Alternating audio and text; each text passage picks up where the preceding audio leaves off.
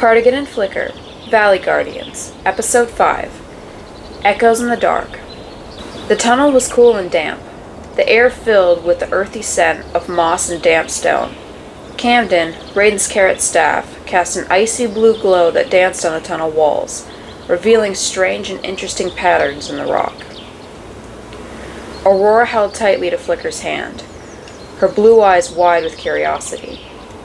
Buster scurried ahead, his red scales reflecting the light from Camden. Cardigan walked cautiously behind them, occasionally releasing a soft shower of glow-in-the-dark mushrooms to add to the illumination. "Listen," Camden whispered.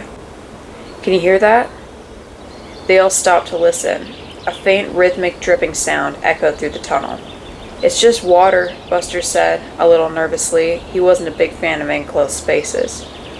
"Perhaps," Rayden said, "but sometimes the tunnels of this valley carry other whispers too, echoes of the past."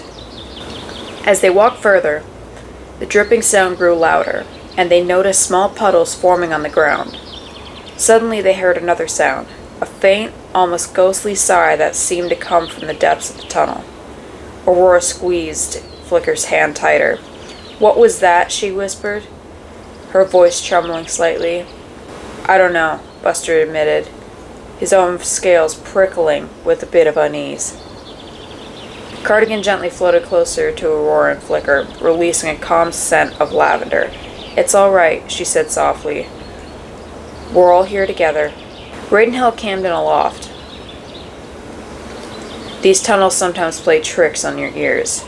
It could just be the wind whistling through the cracks in the rock." But then they heard it, a soft, mournful sigh, followed by a faint whisper that sounded like anger. "Did you hear that?" Flicker exclaimed, his usual cheerful tone replaced with a hint of worry. "Yes," Rayden said, his brow furrowed.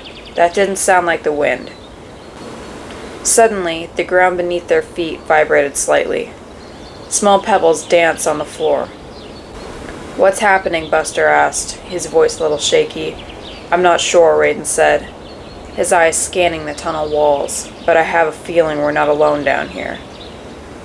Just then, a pair of glowing red eyes appeared in the darkness ahead. They were small and beady, and they seemed to hold a spark of malice.